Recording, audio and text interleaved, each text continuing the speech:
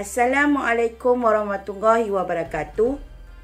Pada kali ini, Ustazah akan berkongsi pelajaran Jawi Pendidikan Islam tahun 4 yang bertajuk Menuju Baitullah. Ustazah harap semua murid dalam keadaan sihat di samping keluarga.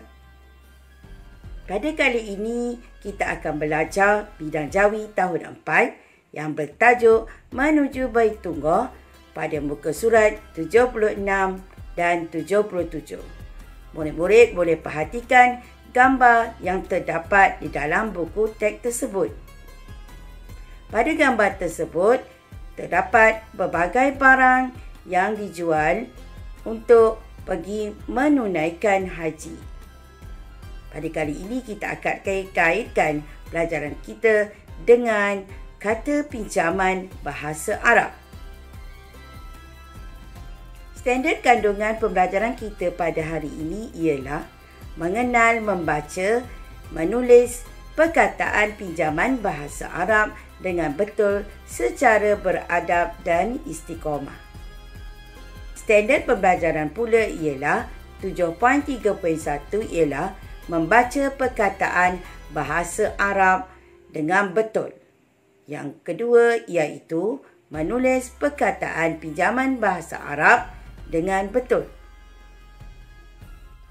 Objektif pembelajaran kita pada hari ini ialah mengenal, mengeja dan menyebut perkataan pinjaman bahasa Arab daripada teks. Kedua, menulis perkataan pinjaman bahasa Arab dengan betul. Murid-murid, apakah perbezaan antara perkataan pinjaman bahasa Arab dengan kata serapan bahasa Arab? Pertama, perkataan pinjaman bahasa Arab ialah perkataan asal daripada bahasa Arab.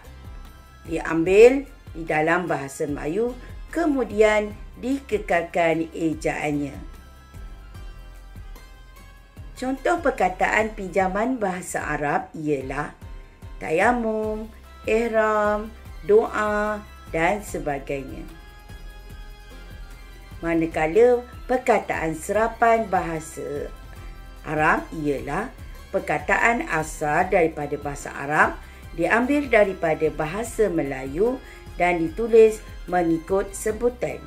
Contohnya ialah kertas, kirtasun, dan kita sebut ialah kertas.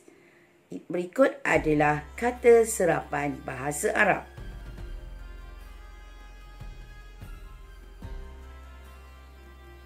Mari bincang bersama dengan Ustazah kata pinjaman bahasa Arab. Antara kata pinjaman bahasa Arab seperti yang dipaparkan dalam gambar tersebut ialah pertama, Masjidil Haram, Masjidil Nabawi. Berikut adalah kata pinjaman bahasa Arab. Seterusnya ialah kerusi, kerusi, tarbus, tarbus.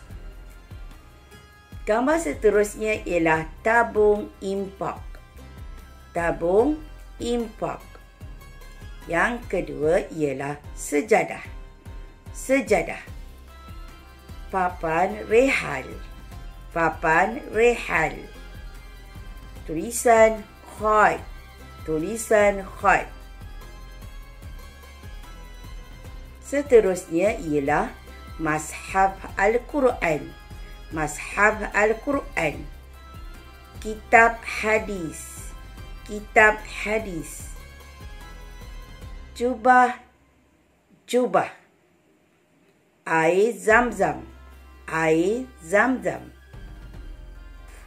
Alat pengira tawaf, tawaf. Buku doa dan zikir. Pada perkataan tersebut ialah doa dan zikir adalah perkataan pinjaman bahasa Arab. Murid tahu apakah gambar tersebut? Gambar tersebut ialah penyembur wudu. Wudu. Seterusnya ialah debu tayamum. Perkataan tayamum adalah pinjaman bahasa Arab. Gambar terakhir ialah kain ihram. Kain ihram. Perkataan ihram ialah pinjaman bahasa Arab. Seterusnya ialah sabun taharah. Sabun taharah adalah kata pinjaman daripada bahasa Arab. Saya harap murid-murid dapat memahami perkataan kata pinjaman bahasa Arab yang kita bincangkan tadi. Segala perkataan tersebut murid akan dapati di dalam buku teks dengan merujuk muka surat 76 dan 77. Pada akhir pembelajaran kita pada kali ini, saya harap murid-murid dapat membuat latihan bertulis. Tuliskan petikan berikut dalam tulisan Jawi. Saya harap semoga perkongsian pada kali ini dapat memberi manfaat kepada murid.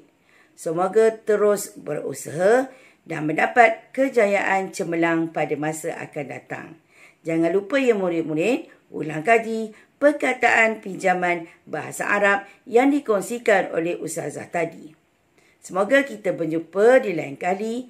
Wabillahi taufiq wa hidayah. Wassalamualaikum warahmatullahi wabarakatuh. Bye.